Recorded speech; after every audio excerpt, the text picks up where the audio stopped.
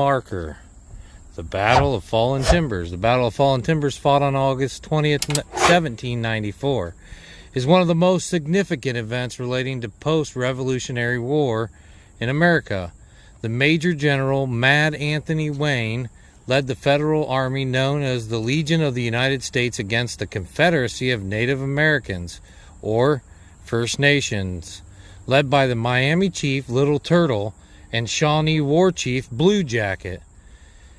Defeat in battle and lack of help from their nearby British allies disheartened the tribes and led to the 1795 Treaty of Greenville. The treaty secured the United States control of the Northwest Territory and ultimately resulted in the formation of 5 new states, which were Ohio, Indiana, Michigan, Illinois, and Wisconsin. So this is also continued on the other side. Here's one of the stamps, if you're collecting the bicentennial stamps. Ohio Bicentennial Commission, Lawn Burger Company. There is no bikes allowed on the trail, but there is some bike parking. The Battle of Fallen Timbers begins with an ambush of mounted Kentucky militia by the large Confederated force of First Nations. The native defenders pursued the fleeing militia into the area of tornado-damaged forest, where the Legion met them with a skirmish line. For an hour, the opponents waged a fierce battle in the fallen timbers. And during this stage of the battle, the majority of the Legion formed a battle line and in a bayonet charge used their superior numbers to drive the Confederacy from the battlefield. The battle, which covered an area of 2 to 4 square miles, lasted for approximately 2 hours and involved about 3,000 individuals. In 1995, archaeologists determined the actual site of the battle at this location. Right here where we're standing. Alright, so we come to our first node here, and it says here, why fight here? So why did they end up fighting here at Fallen Timbers? There had been a tornado come through and knock down a bunch of trees. It says, the Maumee River Valley nurtured a hunter-gatherer life and later farming communities for thousands of Native Americans. The valley also attracted the French, British, and American settlers because of navigable waterways and the fur trade. Clashes in land use and ownership, living patterns, and system of government stimulated multiple conflicts, which resulted in the Battle of Fallen Timbers.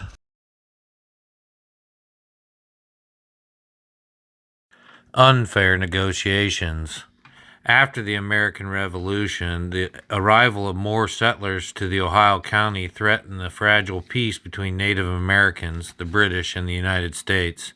Land boundaries were set between the British and the U.S. in the Treaty of Paris in 1783. However, Native nations were excluded from these negotiations. In the years preceding the Battle of Fallen Timbers, further international councils were called, but peace could not be achieved.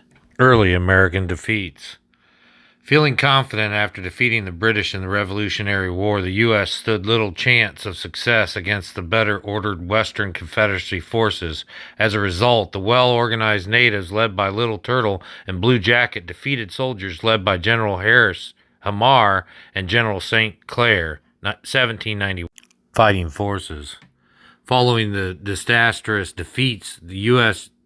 Generals Hamar and St. Clair by the Western Confederacy, President George Washington recalled Anthony Wayne from retirement to lead a new U.S. fighting force. Over the course of 2 years, General Wayne trained and marched 3,500 men, 2,000 Ligoniers, and 1,500 militia into northwest Ohio. A long march. As peace negotiations continued without success, General Wayne's slow and strenuous march through Ohio moved massive amounts of supplies, horses, and artillery to support his 2,000 soldiers. Along the way, Wayne's army built supply depots and forts and engaged a significant skirmish with the Western Confederacy at Fort Recovery. He eventually reached Roche des Bois, where he built Camp Deposit on the Maumee River. Caught off guard. To prepare for battle, warriors from the Western Confederacy followed a fasting ritual. An unexpected 2-day wait caused by General Wayne's construction of Camp Deposit left the warriors famished and dehydrated. On the morning of the battle, Wayne's troops were further delayed by a morning thunderstorm. Some of the warriors left the front lines to check on their families and find food, not knowing when the first shots would be fired. Cover.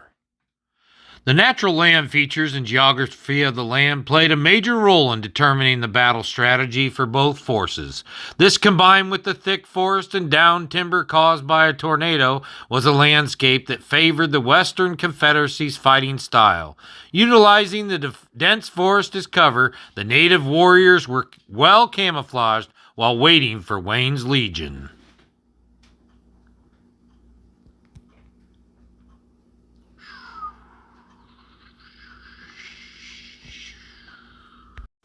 The battle begins.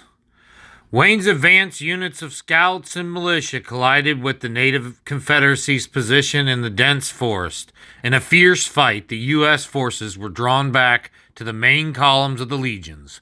Under the cover provided by the advance units of the Americans expanded in a wide front in battle formations.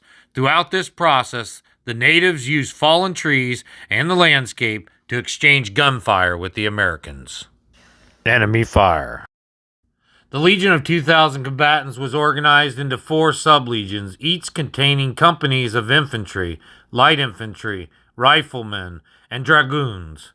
Split into 3 columns, the legion's left flank held the 2nd and 4th sub-legions, while the right flank was made of the 1st and 3rd sub-legions. A central fighting column contained the commander-in-chief and artillery. 1,500 mounted Kentucky volunteers fortified the ranks from the front and on the flanks.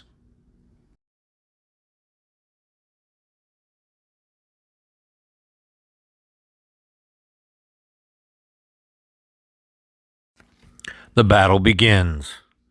For Western Alliance faced a more formidable foe at the Battle of Fallen Timbers. Although losses were equal on both sides, rumors of 8 slain chiefs discouraged the Western Confederacy. They returned to where Swan Creek meets the Maumee River. As their opponents fled to safety, Wayne's troops regrouped and collected their wounded. Wayne's losses numbered between 22 and 33 killed, and 85 to 100 were wounded. The aftermath of war, or as I call it, human ego. Once assured the Western Confederacy was not returning, Wayne marched his troops within cannon range of Fort Miamis. To assert American presence, Wayne encamped there and sent a series of letters to British Major William Campbell. After 3 days in the area, Wayne moved the U.S. Legion to Fort Defiance and eventually to Fort Wayne, burning all Native American fields, villages, and storehouses along the way.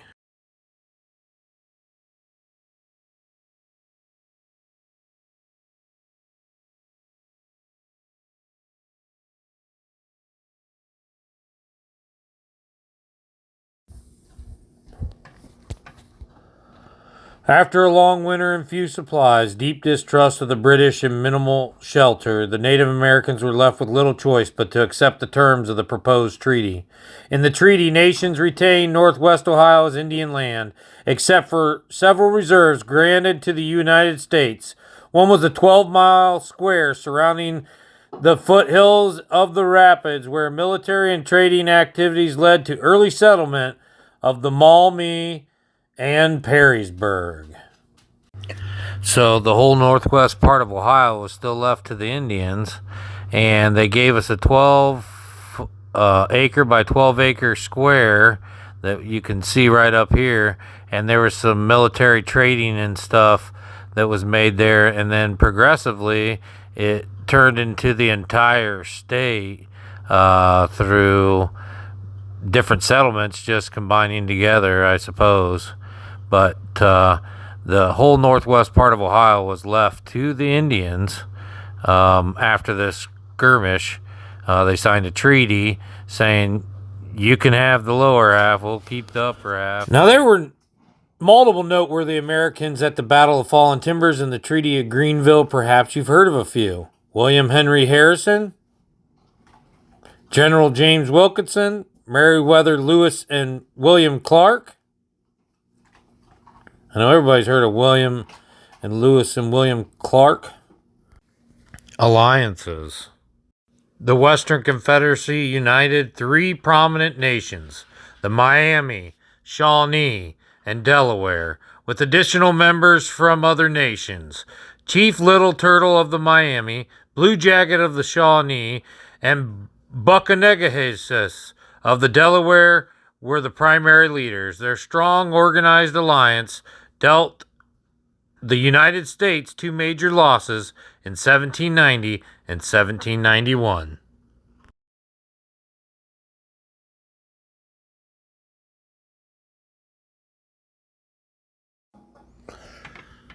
Fort Miami connection. There's the fort there, Fort Miami. Looks like a lot of defensive stuff. As allies, the British government supported the Western Confederacy with supplies but did not authorize soldiers to assist in battle. For the British, the garrison at Fort Miami was strictly a defensive barrier to Wayne's march northward. The British commander was ordered not to fire on Americans unless fired upon. However, a contingency of 60 members of the Canadian militia joined the natives' fight from there. This effort is considered by some to be Canada's first foreign engagement. And there's the fort there, Fort Miami.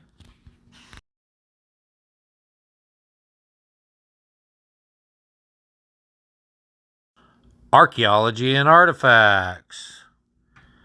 In 1995, after years of research, Dr. G. Michael Pratt led an archaeological survey on a field west of the floodplain previously believed to be the site of the battle. A successful dig turned up artifacts such as buckshot, rifle fragments, and frog leg eagle buttons unique to Wayne's Legion. This, combined with the 2001 detailed remote sensory survey, became conclusive proof that the Battle of Fallen Timbers took place on the site where you are currently standing, or where this note is located.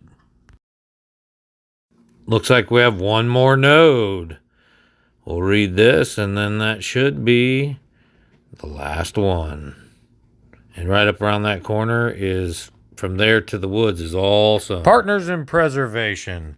The Fallen Timbers Battlefield and Fort Miami National Historic Sites exist for the benefit and education of the public. Thanks to the dedication of preservationists across the country, Metroparks in the Toledo area owns and protects the Fort Miami's and Fallen Timbers Battlefield. Preserving these national treasures took years of dedication and close work with the Fallen Timbers Advisory Commission and the National Park Service to save 187 acres of land. And then they just show some of the people that have helped keeps this park going. Fallen Timbers members, commission members. There's some Indian tribe people, there's some historic people, and there's a lot of different diverse people that are both part of and helping to maintain this park. So hopefully you enjoyed the nodes. Make sure you go watch our full vlog on this Fallen Timbers Park.